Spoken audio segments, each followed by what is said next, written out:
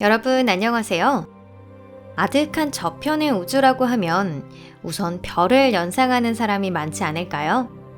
사실상 그런 우주의 끝에 있고 육안으로 보이는 천체라는 건 별이나 그것의 집합체인 몇 개의 은하밖에 없으니 당연하다면 당연합니다.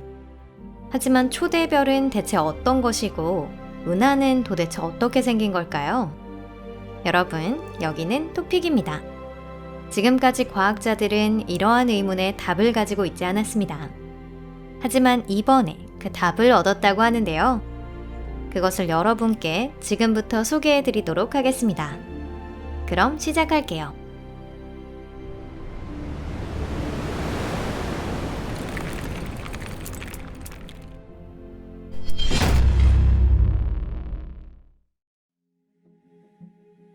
다양한 별. 현재 천문 모델에 따르면 항성은 유명한 창조의 기둥과 같은 가스 구름으로 형성된다고 알려져 있습니다. 이 구름들에 포함된 가스는 일부는 원래 존재했던 것이고 일부는 부산물, 즉 초신성 폭발의 잔존물입니다. 항성 내부에서는 항성 내 원소 합성이라고 불리는 과정을 통해 철 등 다양한 화학 원소를 만들어내고 있습니다. 폭발 시에는 더 무거운 원소가 생길 수 있습니다. 이 원소들이 초신성 폭발에 의해 우주 공간으로 방출되면 응축되어 성간가스 구름이 되어 새로운 항성이나 그 행성을 만들기 위한 재료가 됩니다. 태양과 같은 현재 항성은 종족원이라는 분류에 속해 있습니다. 이 별들은 거의 완전히 재활용 원료로 구성되어 있어요. 즉, 이 별들의 물질은 모두 과거의 초신성 핵융합로를 경험한 것입니다. 금속량이 많은 것이 바로 이 이유입니다. 간단히 말해서 천문 물리학자들이 금속이라고 부르는 헬륨보다 무거운 원소가 화학 조성상 비교적 많이 포함되어 있는 것이죠. 맞습니다.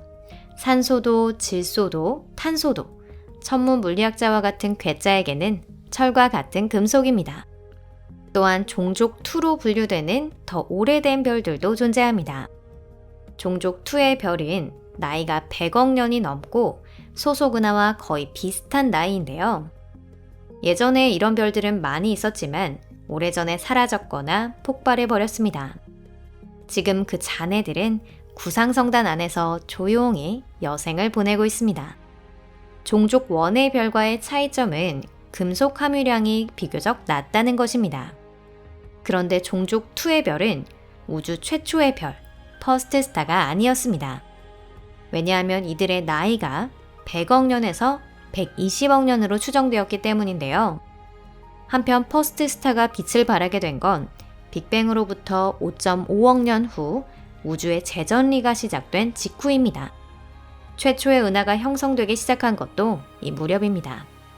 즉, 첫 번째 별은 발견되지 않은 것이죠. 이 수수께끼 같은 첫 번째 별은 종족 3의 별이라고 불리며 과학자들 사이에서 많은 가설이 세워지고 있습니다. 가장 일반적인 생각에 따르면 종족 3의 별들은 매우 고온의 대질량으로 수명이 매우 짧아 엄청난 대폭발을 일으킨 것으로 알려져 있습니다. 이 별들에는 조성상 금속이 거의 포함되어 있지 않았다고 합니다. 그건 바로 초기의 우주가 거의 수소와 헬륨으로만 이루어져 있어 금속을 얻을 수단이 없었기 때문이죠. 다만 이런 퍼스트 스타의 형성이 시작된 경위에 대해서는 아직 완전한 해명에 이르지 못했습니다. 한편 현재 가스 구름에서 항성이 형성되는 메커니즘에 대해서는 해명이 됐습니다. 가스 구름 속에서 물질이 응축되어 덩어리 같은 것이 생겨나고 그것이 자라면서 가스를 모으는 것입니다. 가스 구름은 아주 컴팩트한 구조이지만 초기 우주에서는 물질이 관측 가능한 우주 전체에 거의 균등하게 분포하고 있었다고 알려져 있습니다. 은하 간의 거리를 보면 1입방 파섹 안에 겨우 지구를 만들 수 있을 정도의 물질밖에는 모이지 않을 정도의 진공이었음을 알 수 있습니다. 게다가 초기 우주에서는 지금보다 팽창하는 속도가 훨씬 빨랐다고 합니다. 물질이 우주 공간에 흩어지지 않고 한 곳에 집중하려면 그것을 연결하는 중력의 닻이 필요했는데요. 그렇다면 무엇이 다체 역할을 했을까요? 퍼스트 스타의 형성에 관한 문제는 은하나 은하단, 우주의 대규모 구조 전체의 형성에 관한 문제와도 밀접하게 연결되어 있습니다. 왜 항성은 우주 전체에 균등하게 분포하지 않고 모여서 은하를 만들고 있을까요? 이것은 암흑물질과 그 중력과 관계가 있을 겁니다.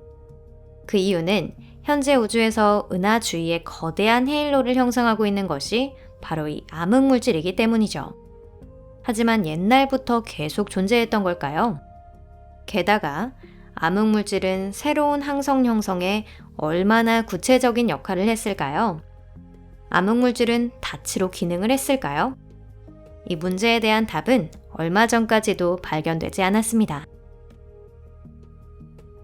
암흑별, 다크스타. 퍼스트 스타에 대한 새로운 이론은 주로 암흑물질의 성질과 관련이 있습니다. 암흑물질에 관해서는 몇 가지 가설이 있는데, 예를 들어 암흑물질의 정체가 작은 블랙홀이라는 식의 상당히 색다른 설도 있습니다.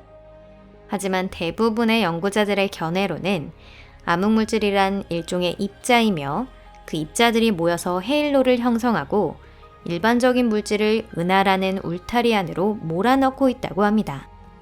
다만 이 이론에 문제점이 없는 것은 아니에요. 만약 암흑물질이 실제로 완전히 끊어지지 않은 헤일로를 형성하고 있다면 우주에는 암흑물질 필드로 구분된 극히 거대한 은하밖에 없는 셈입니다. 그런데 실제로는 그렇지 않습니다. 작은 은하도 있고 큰 은하의 동반 은하도 많이 있습니다. 예를 들어 우리 은하단에는 은하계, 안드로메다 은하, 삼각자리 은하 등 대형 은하가 모두 3개 있는데요. 그 외에도 수십 개 혹은 수백 개에 이르는 작은 은하가 존재하고 있습니다. 새로운 가설에서는 암흑물질은 아주 미세한 입자일 것이라고 추측합니다. 이 입자들이 만들어내는 구조는 적어도 1000광년에 이르는 크기이면서도 은하에 영향을 주기에 충분한 질량을 갖고 있습니다. 일반 물질은 저절로 모여서 항성보다 큰 구조를 만들지는 않지만 어쩌면 암흑물질에는 그러한 구조를 만들려고 하는 성질이 원래 갖추어져 있는지도 모릅니다. 새로운 가설의 가능성을 찾는 가운데 과학자들은 은하 형성의 수수께끼가 해명에 가까워지고 있음을 깨달았습니다. 암흑물질이 은하 형성에 결정적인 역할을 하고 있는 건 확실합니다. 다만 지금까지 생각되어 왔던 역할과는 조금 다른데요. 그동안 암흑물질은 일반적인 물질이라는 양대를 은하라는 울타리 안으로 몰아가는 양치기로 여겨졌지만 새로운 가설에 따르면 그렇지 않습니다. 더 재미있는 것이었어요. 새로운 이론에 따라 구축된 수리 모델에 따르면 우주에서 최초의 대형 구조는 팬케이크였다고 합니다. 즉 조금 전에 말씀드렸던 미세한 입자들의 거대한 집합체였던 것이죠. 이 팬케이크는 수천 광년에 걸친 거대한 구조였습니다. 이 구조는 자기 질량에 의해 붕괴되기 시작했고 수축하면서 암흑물질로 이루어진 별이 되었습니다. 단 여기서 말하는 별이란 조건부 별입니다.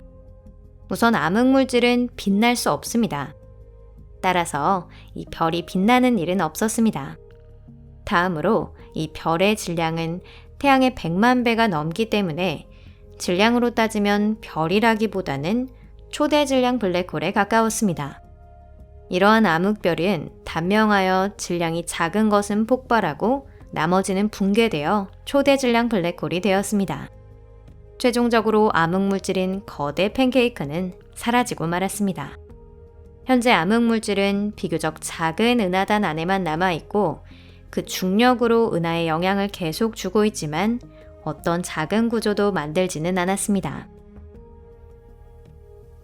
이것으로 오늘 영상은 여기까지입니다.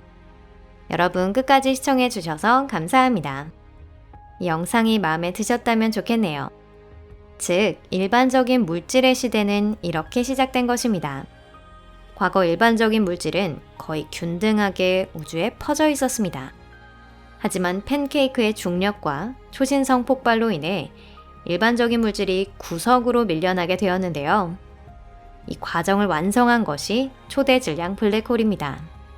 그리고 초대 질량 블랙홀 주위에 물질이 모여 우주의 소용돌이라고 할 수 있는 거대한 가스 구름이 되었고, 거기서 퍼스트 스타가 빛나기 시작한 것입니다.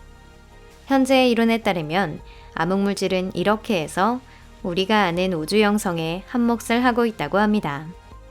채널 구독과 좋아요를 부탁드리고요. 그리고 영상을 SNS에서 공유하는 것도 잊지 마세요.